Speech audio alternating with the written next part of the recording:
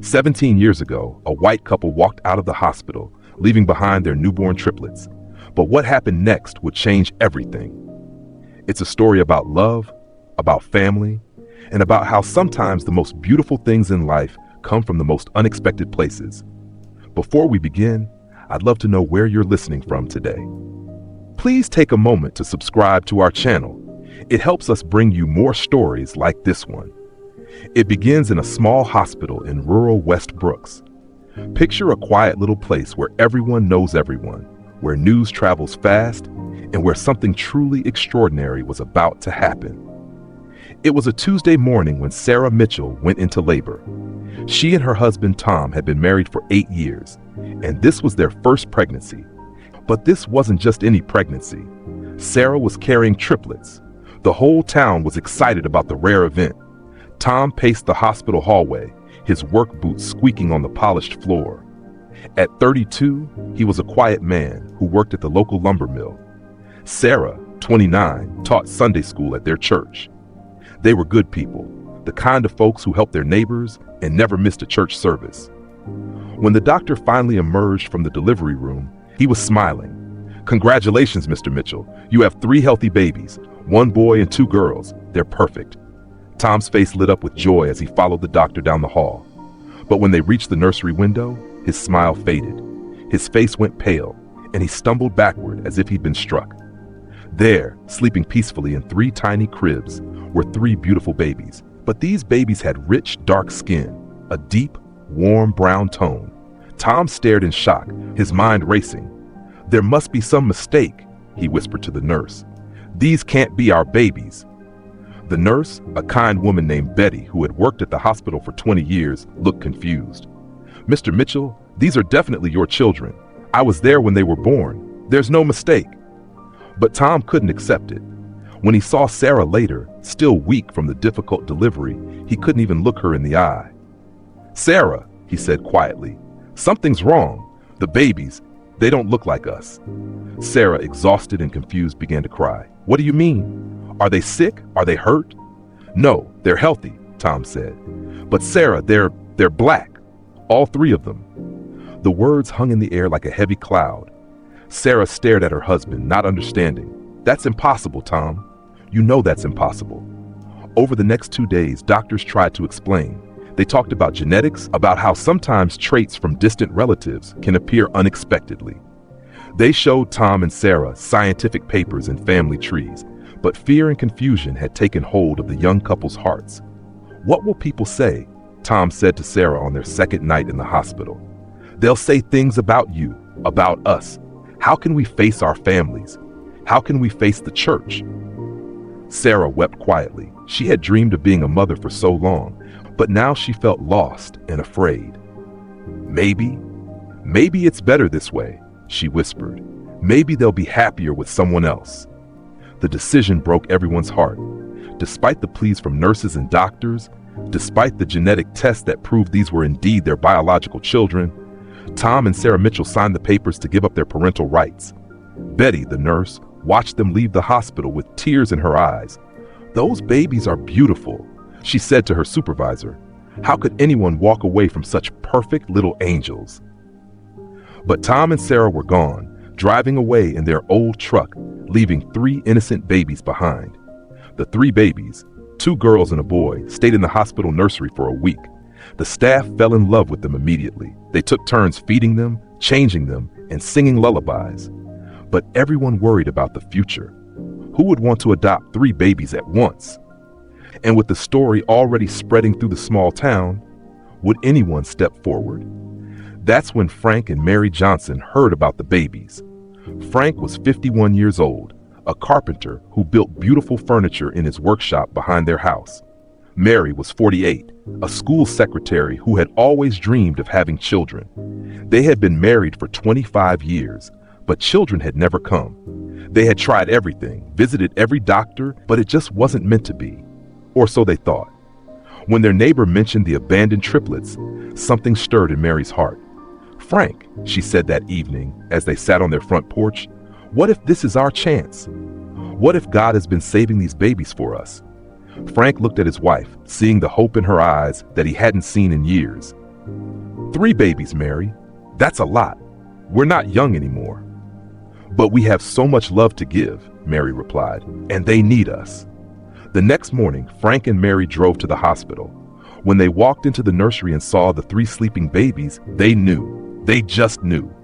We want to adopt them, Mary told the social worker. All 3 of them. The social worker was amazed. Are you sure? 3 infants is a tremendous responsibility. We could arrange for you to take just 1, maybe 2. No, Frank said firmly. They're brothers and sisters. They belong together. Within a month, the adoption was complete. Frank and Mary brought the triplets home to their cozy house on Maple Street. They named the boy David, and the 2 girls became Ruth and Joy. Those first months were exhausting. 3 babies meant 3 times the feedings, 3 times the diaper changes, 3 times the laundry. Frank and Mary were often tired, but they had never been happier. Look at them, Mary would say, watching the babies sleep. They're perfect, absolutely perfect. The neighbors talked, of course. A white couple in their 50s with 3 black babies was certainly something to gossip about. But Frank and Mary didn't care. They were too busy being parents. Let them talk, Frank said when Mary mentioned the whispers. These are our children, and we love them. That's all that matters. As the children grew, their personalities began to shine. David was the serious one, always thinking before he acted. Ruth was the peacemaker, quick to comfort anyone who was sad. And Joy lived up to her name. She was always laughing, always smiling, bringing happiness wherever she went. By the time they were 3 years old, the triplets had forgotten they were ever unwanted. When people asked about their parents, they would point proudly to Frank and Mary. "That's my daddy," David would say. "That's my mama," Ruth would add. And Joy would clap her hands and giggle. The elementary school years were filled with wonder and discovery. David loved to read and spent hours in the library. Ruth showed a talent for drawing and painting. Joy discovered she had a beautiful singing voice and joined the children's choir at church. Frank taught David how to use tools in his workshop. Mary helped Ruth with her art projects, and both parents beamed with pride when Joy sang solos at church. "You know," Mary said to Frank one evening as they watched the children play in the backyard, "I used to wonder why we couldn't have babies. Now I know. We were meant to have these 3. Frank nodded, his arm around his wife. They were worth the wait. Not everything was easy. Sometimes other children would ask questions about why David, Ruth, and Joy looked different from their parents. Sometimes adults would stare or whisper. But Frank and Mary had taught their children to hold their heads high. "We are a family," Mary would tell them. "Families come in all shapes and sizes and colors. What matters is that we love each other." As the triplets entered high school, they truly began to bloom. David discovered a passion for science and dreamed of becoming a doctor. Ruth's artistic talents earned her a scholarship to art camp each summer. And Joy's voice was so beautiful that she was chosen for the state choir. "I'm so proud of you all," Frank said at dinner one night. "You've grown into such wonderful young people." The triplets exchanged glances. They had been talking about something, and David, as the oldest by 12 minutes, spoke up.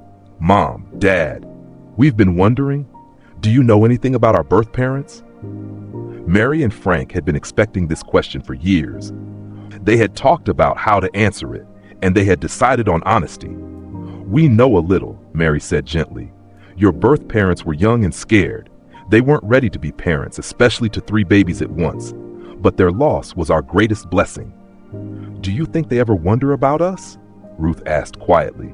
"I don't know, sweetheart," Frank replied. "But I know this. You are exactly where you're supposed to be. You are our children, now and always." Joy reached across the table and took her parents' hands. "We know that, Daddy. We've always known that. We just wondered sometimes." The conversation ended with hugs all around, and the question never came up again. The triplets had their answer, and it was enough. Over the years, the Johnson family had become beloved in their community. Frank's carpentry business thrived, partly because people respected him so much. Mary became the head secretary at the high school, and the triplets were leaders in their classes and activities. The same neighbors who had once whispered now spoke with admiration. "Those Johnson kids are something special," they would say. Frank and Mary did a wonderful job raising them. At David's high school graduation, he was named valedictorian. In his speech, he thanked his parents. "Mom and Dad," he said, looking at Frank and Mary in the audience, "you taught us that love is stronger than fear, that family is about choice, not just blood. Thank you for choosing us." There wasn't a dry eye in the auditorium. Today, the triplets are 21 years old and making their mark on the world. David is in medical school, well on his way to becoming the doctor he always dreamed of being. Ruth is studying art therapy, wanting to help children express themselves through creativity. And Joy is majoring in music education, planning to teach children the joy of singing. Frank and Mary, now in their 70s, sit on their front porch in the evenings and marvel at how their lives unfolded. 3 babies nobody wanted became 3 young adults the whole town admires. Do you ever wonder what would have happened if we hadn't adopted them? Mary asked Frank recently. Frank took her hand, the same way he had for 50 years. "No," he said, "I don't wonder about that. I know what happened. We became a family, the best family I could have ever imagined." The triplets still come home for Sunday dinner every week. They fill the house with laughter and stories about their studies and their dreams. And sometimes, late at night, Frank and Mary still peek into the room that used to be the nursery, remembering those first precious days when 3 tiny babies changed their lives forever. This story began with 3 babies born to parents who couldn't see past their own fear. But it became a story about love conquering all obstacles, about family being built on choice and commitment, not just biology. Frank and Mary Johnson didn't just adopt 3 children. They showed an entire community what it means to love without conditions, to see past differences, to choose hope over fear. The real miracle wasn't that 3 black babies were born to white parents. The real miracle was that love found a way. Love always finds a way. And so our story ends here, with a family gathered around the dinner table, sharing their days, planning their tomorrows, and knowing that they are exactly where they belong. What do you think makes a family?